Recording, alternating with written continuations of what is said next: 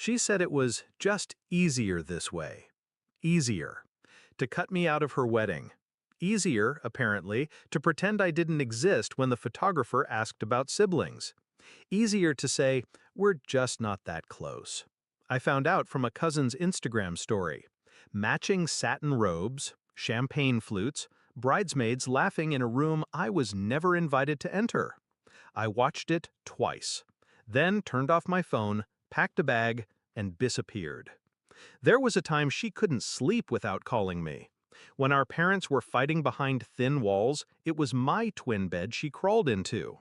When she had her first breakup, she came to me before mom. I kept her secrets, wiped her tears, fought her battles. But she outgrew me. Or maybe she rewrote the story once it didn't serve her anymore. It started slow, less sister and more consultant. Only reaching out when she needed something, money, advice, an alibi. Then she met Daniel, too polished, too perfect, a man with a smile that never quite touched his eyes. I warned her. She called me jealous. After that, the distance turned to silence. 6 months before the wedding, I texted her, "Do you want me to help with anything?" No reply. 2 months later, I sent a gift from her registry. No thank you. 1 week before the big day, I finally called. Straight to voicemail. That's when I knew. I wasn't just excluded, I was erased. So, I left. Malta. Solo. No return date. No explanation. I didn't post, didn't respond. Just swam, hiked, exhaled, and waited. The first call came at 6:13 p.m. local time. Unknown number. Then my aunt, my mother, my father, even Daniel's sister.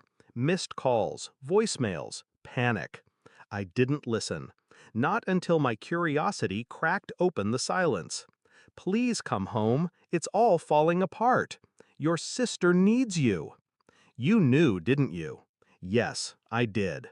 2 weeks before the wedding, Daniel came to me, of all people.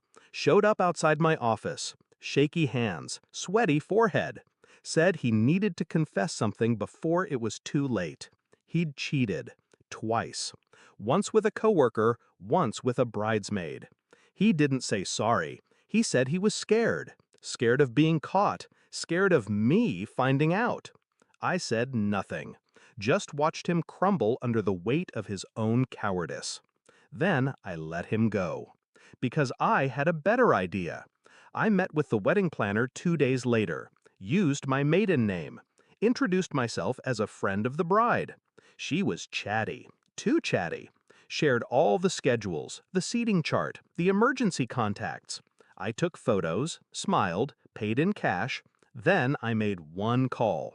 To the bridesmaid he'd slept with. Turns out she didn't know about the coworker. Didn't know she wasn't the only secret. She cried. I listened. Then I told her where to be and when. The wedding was held at a glass villa estate. Garden ceremony. Custom vows. Classical quartet. She wore white. He wore gilt. And right before the kiss, the bridesmaid walked down the aisle. Tears streaming. Phone in hand. Receipts in the other. She didn't scream. She just read. Names, dates, messages. The sound system caught every word. Guests froze. My mother fainted. My sister dropped the bouquet. Daniel just stood there, gray-faced, cornered, like a man trapped by his own reflection. They tried to find me after that, to ask if I had anything to do with it. I didn't lie. I said, I went on vacation, which was true. And when they pressed me, voice after voice, message after message, I let the silence answer for me. Because here's the truth. She chose a man over me. She chose appearances over blood. She let him erase me from the wedding. So I let the truth erase him from her life. I came back 3 weeks later, tan, peaceful, quiet. My sister was holed up at our parents' place. Didn't leave her room for days. When she finally called me, she didn't apologize. She just asked, "How long have you known?" I said, "Long enough." She said nothing after that. We haven't spoken since.